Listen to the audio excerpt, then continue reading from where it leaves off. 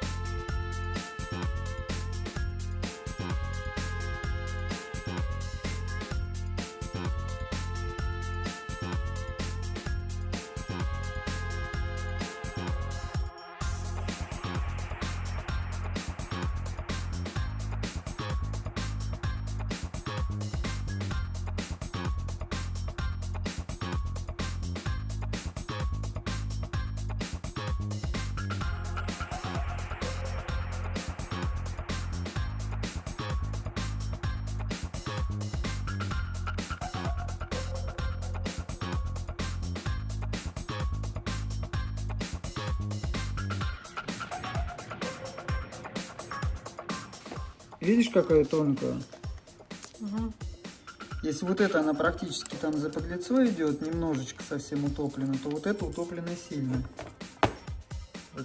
Вот это мы ее чуть-чуть подснимем. Угу. Мясо это уберем. Угу.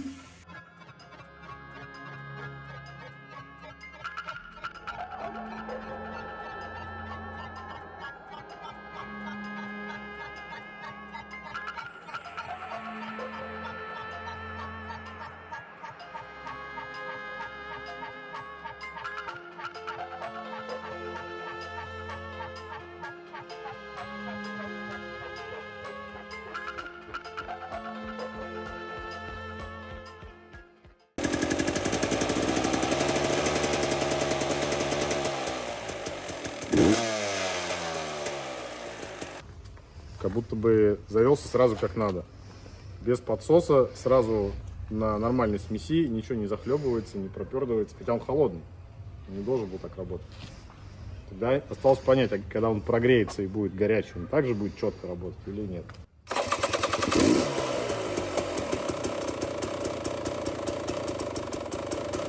Мне сказали, что холодный, когда заводишь, надо чуть-чуть газ приоткрыть.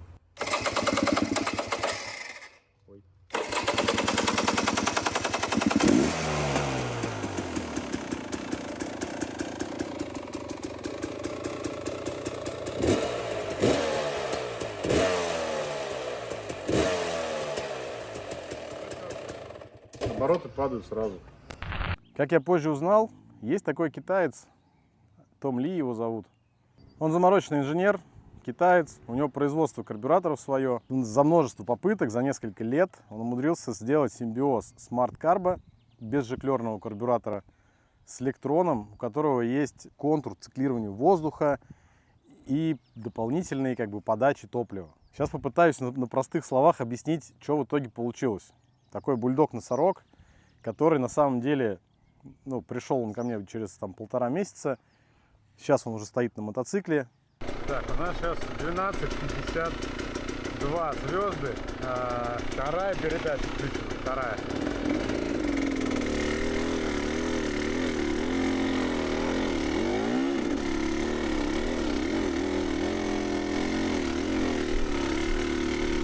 Просто танк.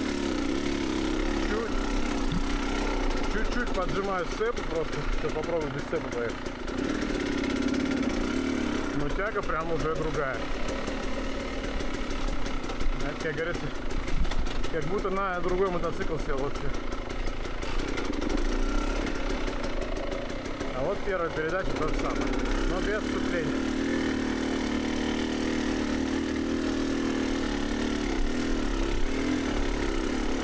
Обалдеть. такого я что-то не припомню за свою AX. Круто. Суть карбюратора обычного в чем заключается, да? То есть топливо заливается в поплавковую камеру. Из поплавковой камеры стоит жиклер. Когда вы открываете дроссель, из жиклера поднимается иголка, появляется разрежение, от цилиндра идет тяга. Тяга всасывает воздух и высасывает топливо из поплавковой камеры, образуя смесь, которая попадает в цилиндр и сгорает. Это принцип обычного карбюратора. Понятно, что там есть жиклер холостого хода, есть там позиции иглы, есть же главный жиклер. Мы сейчас говорим про сам принцип, простыми словами. Суть безжиклерного карба в том, что здесь находится длинный конус и такая же конусообразная иголка, которая еще и регулируется по положению. И когда из поплавковой камеры этот конус приоткрывает подачу топлива, на самом-самом раннем вот этом поднятии есть еще один канал подвода топлива, где оно уже висит, как там типа капелька. Это так называемый контур рециркуляции, да, то есть. И когда вы открываете газ резко, а топливо всосаться из поплавковой камеры еще не успевает, вот эта капелька, она как раз и дает тот самый нужный прям в моменте. И на полной ручке газа мотор моментально раскручивается. Это дает и тягу, и низы, и взрывную мощность, и, блин, он реально круто едет.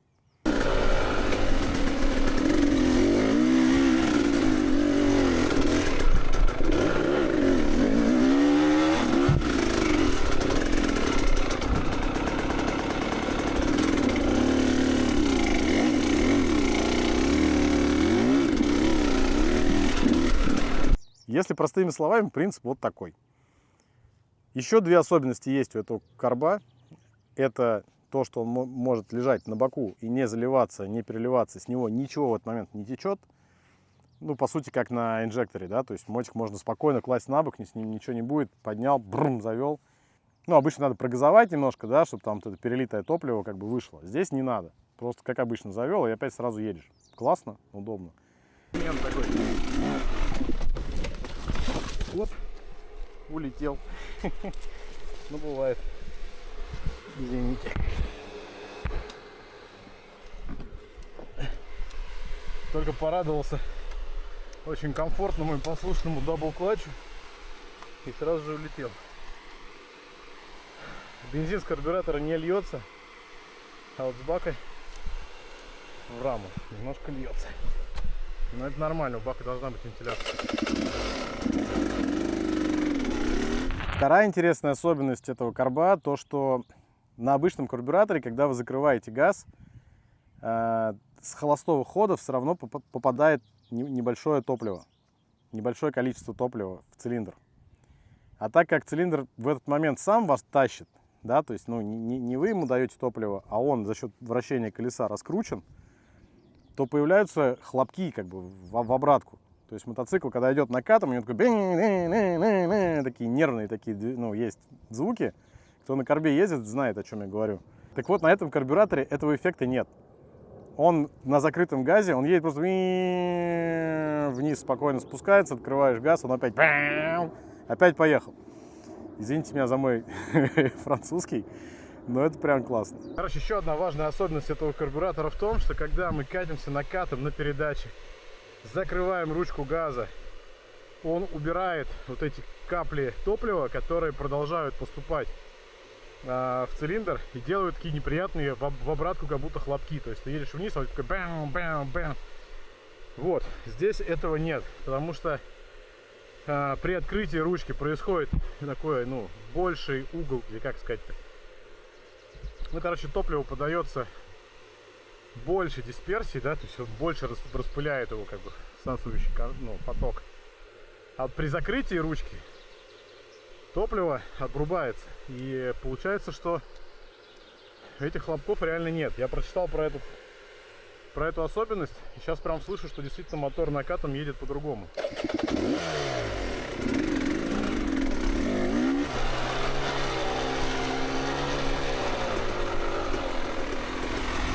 Вот, и правда нет этих хлопков. Просто катится. Вот парочка буквально проскочила. До того, как сесть сегодня на свой мотоцикл уже на новом карбюраторе, я проехал 5 моточасов гонки на мотоцикле TBI на КТМ. Мы поменялись с парнем мотоциклами, он ехал на моем, я ехал на другом. И у меня был вообще фееричный такой восторг, что этот мотоцикл, он абсолютно вот с любой позиции, на любой передаче, он просто берет и разгоняется. Такое ощущение, что он какой-то трехтактный, он супер эластичный, у него нет этого дурного подрыва, у него есть мощность, которая тебе дается в контроль. Вау! Обалденно!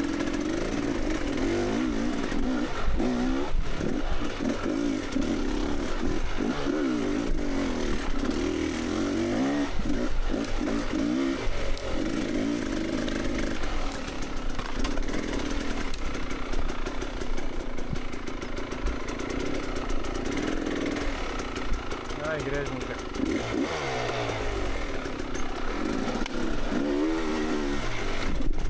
Ай-яй, хорошо подходит.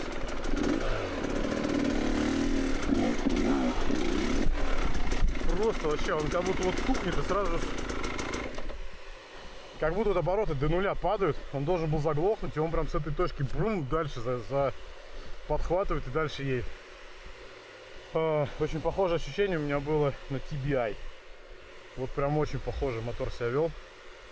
Позволял прям практически до нуля закрыть газ, почти остановиться.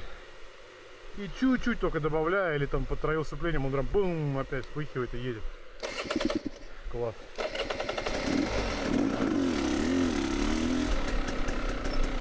И что вы думаете? Я сегодня раз в 5, наверное, ошибся передачей вверх. То есть я там на стадион заезжаю на 3-й передаче и едется. Я на подъемах заезжаю на 4-й, мне кажется, что-то слабовато тянет. А потом понимаю, что я заехал только что горку на 4-й вместо 3-й передачи. То есть эффект очень похожий. Мотор тянет очень эластично, очень мягко. Сразу же появились низы, причем нормальные, настоящие 300-ковые низы. Сейчас будет вставочка про то, как это выглядело с моего шлема. Но, естественно, как только я открываю полную ручку, даже если мотоцикл едет медленно, ну, то есть на низах, он подхватывает эту полную ручку и плавно, мягко меня разгоняет. Ну и, кстати, что важно, после всяческих переворотов направо-налево карп не заливается. Он сразу же заводится, без всяких прогазовок, начинает ехать дальше.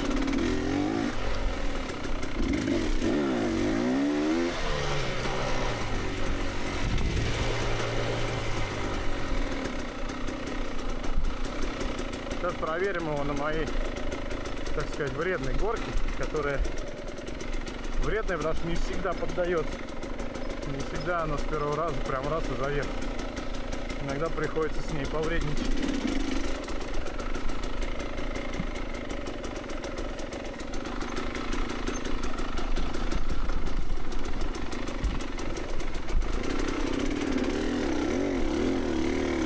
Она не очень большая, но на ней камушки, и надо прям разогнаться хорошо, чтобы зайти.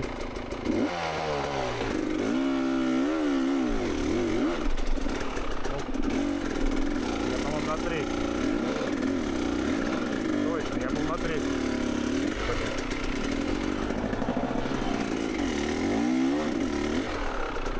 То есть поняли, да? Я еду на 3-й передаче и думаю, что я на 2-й, потому что тяга такая же. Тяги хватает. Чуть-чуть плавнее разгон только был. Но я что-то не придал значения, что это другая передача. Интересненько.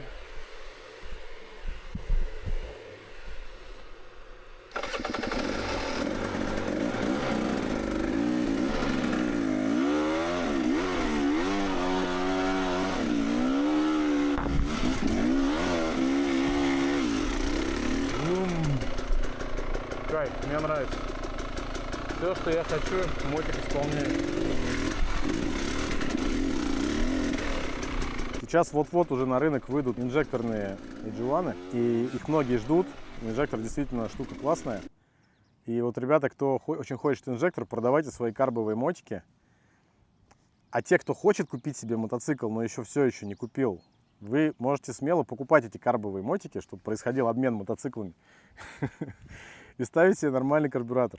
И поверьте, мотоцикл будет кайфейший. Потому что штатный карбюратор, который стоит на мотоциклах двухтактных с Китая, штатный именно, то есть там типа ПВК, 38. Он даже близко так не работает. Ни у Кашайна, ни у Хайджана, ни у Эйдживана. Ну не работает он так. Я чуть-чуть там как-то уже разобрался в настройках обычного карба, и мне казалось, что более-менее поехал. После того, как я поставил этот, я сам офигел. Поэтому штатные карбы, ну, сильно далеко уступают этим новым XTNG Gen 3+.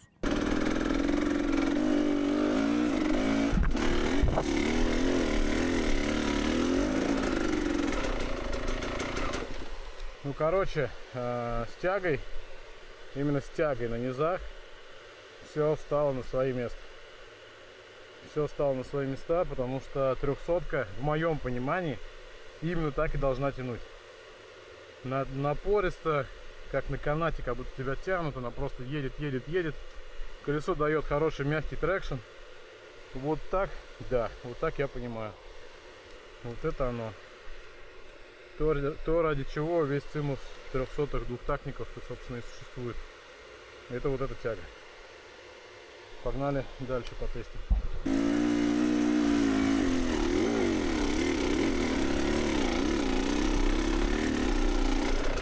Я надеюсь, в этот раз всем слышно, как работает мотор. Здесь тишина, кроме меня и мотора никого нет. И это вот как раз тот самый низкий жирный низ, который очень хорошо слышно именно сейчас.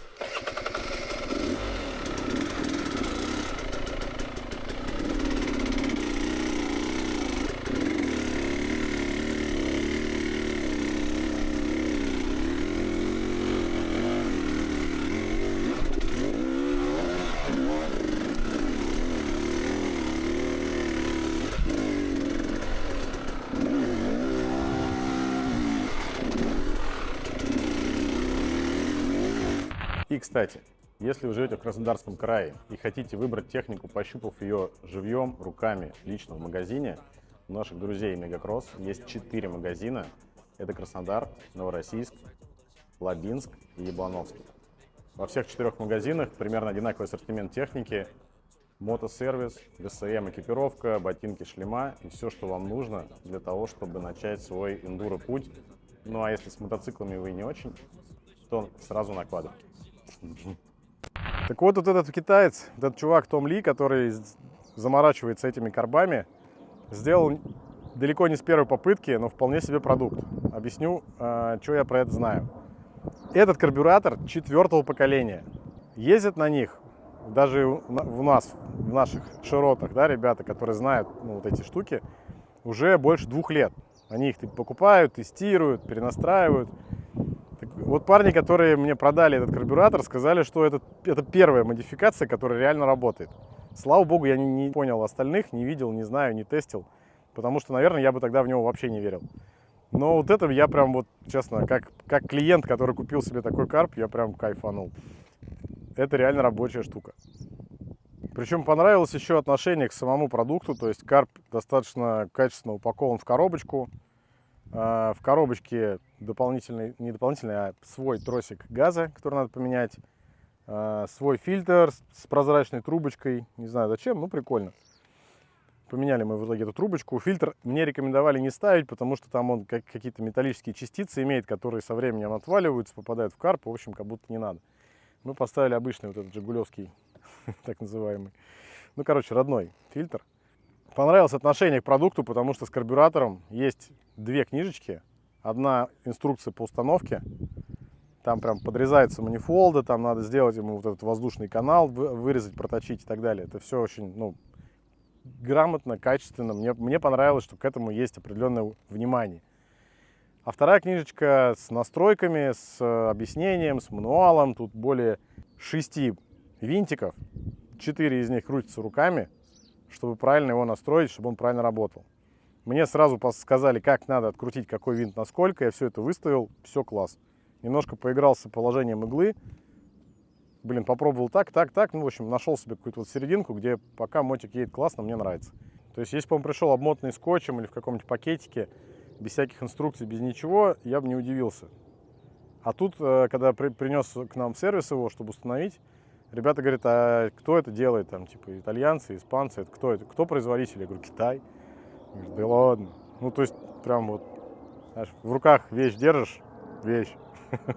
Ну, а для тех, кто ездит все еще на обычном стоковом корбе, как и я 3 дня назад, я честно могу от себя сказать, что да, эта штука мне очень понравилась, она классно работает. Стоимость этого карбюратора что-то около 45 тысяч рублей. Скоро они приедут, будут у нас в серваке в том числе. Уже знаем, как его ставить, уже знаем, как настраивать. Поэтому, кому интересно, обращайтесь, чем можем, поможем. Карбы есть. Ну а в ближайшие выходные наша одна из любимых гоночек Ушатайка. На ней мы его и потестируем в боевом режиме, так сказать. И там порядка 6 часов длится гонка. Вот и посмотрим, как он себя покажет. Гоняйте эндуро. Меня зовут Дмитрий Давидовский. И это мое новое открытие, карбюратор XTNG Gen 3 Plus. Всем пока.